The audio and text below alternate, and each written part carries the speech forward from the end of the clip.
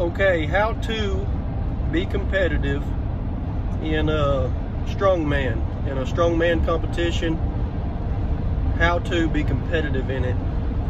I don't know, I've got 2 or 3, maybe 4 different things that I'd like to hit on. We'll just start with number 1, going down to the very base level. You need to be good, or you need to have a basic level of strength in your overhead press, in your deadlift, and in picking things up off the ground and moving with them, such as a sandbag, a rock, whatever it be. So many people say you need to have your overhead and your bench, your deadlift, and squat need to be good.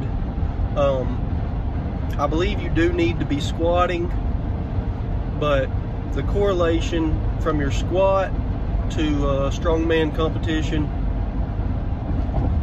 you're going to be better off practicing getting you a sandbag and picking it up off the floor, moving 50 feet with it, sitting it down, running back, just practicing picking things up, putting them on your shoulder, getting a set of farmer's handles, picking them up off the ground, running 50 feet.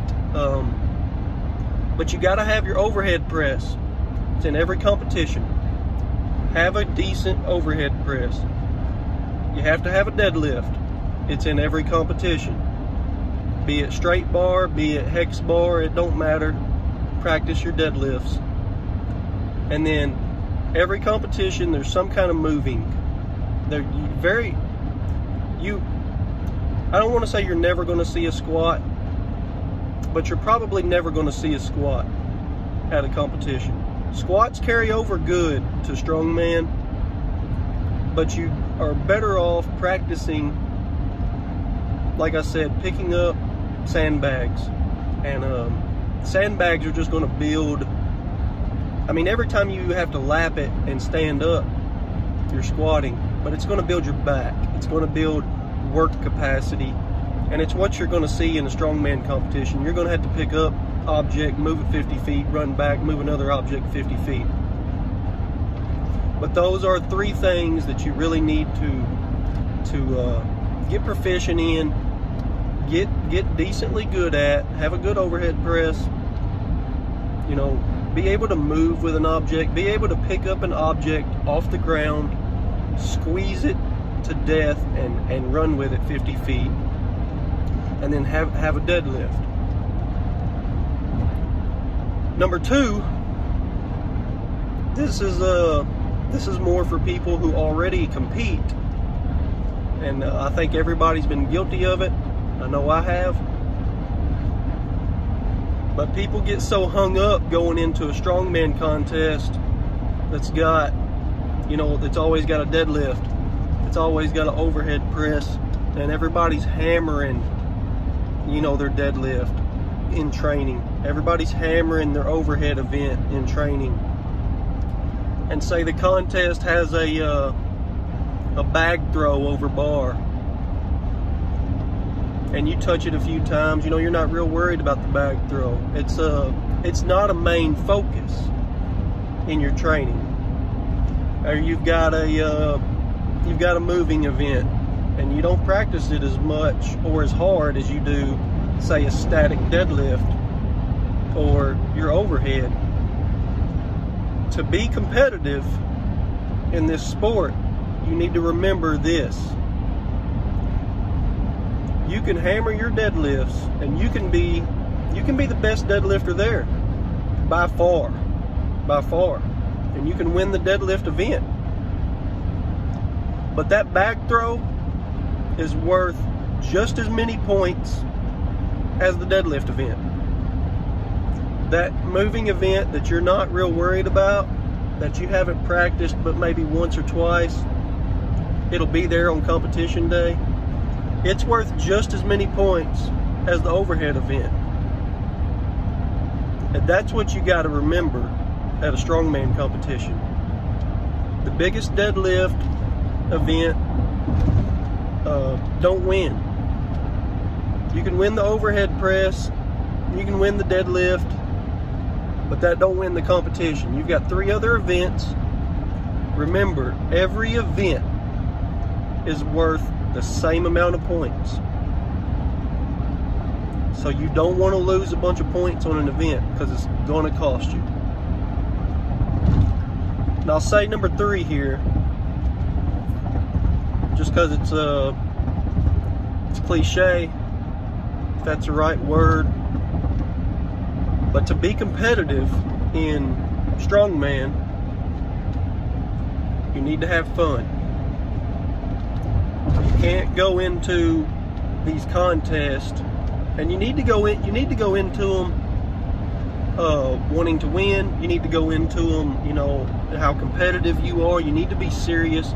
I go into every contest, I want to kick everybody's tail there.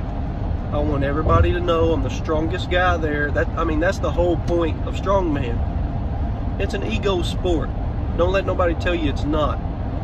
Lifting is ego, especially when you get into max weight, strongman contests. So I want to kick everybody's tail there. But you have to have fun. You're not going to be on your A game every competition. You're going to underperform, and you don't want to be the guy who gets hot-headed, who's throwing his belt, who's acting retarded, and then you let that ruin the rest of the competition. And not only does it ruin the rest of the competition, now everybody sees you're acting out and acting retarded, and it don't look good. But if you'll go in and you'll, like me, I want to kick everybody's tail there, and you do good on an event, you kicked all their tails, that's awesome. Next event, you know, you got 6th out of 12 people, you came mid-pack, and you was expecting to do, you know, 1st or 2nd. Keep a level head. Remember, you're doing this for fun. Learn from it. Figure out what your mistakes were on that event after the contest. Don't even worry about it during the contest. Go to the next event in your head. All that matters is the next event. You can't change what just happened. But go back after the contest, look at the footage, figure out what you did wrong, learn from it, and try to do better the next time. Have fun with it. That's all this sport is actually for, especially like how I'm competing in it. It's amateur strongman. They ain't making a dime off of it. It's costing me several $1,000s a year. So I'm having fun with it. Do I get mad when I underperform and, you know, I'm expecting to beat so-and-so at the contest and it didn't happen because I choked or I missed a rep or whatever? Yeah, that happens. It's going to happen.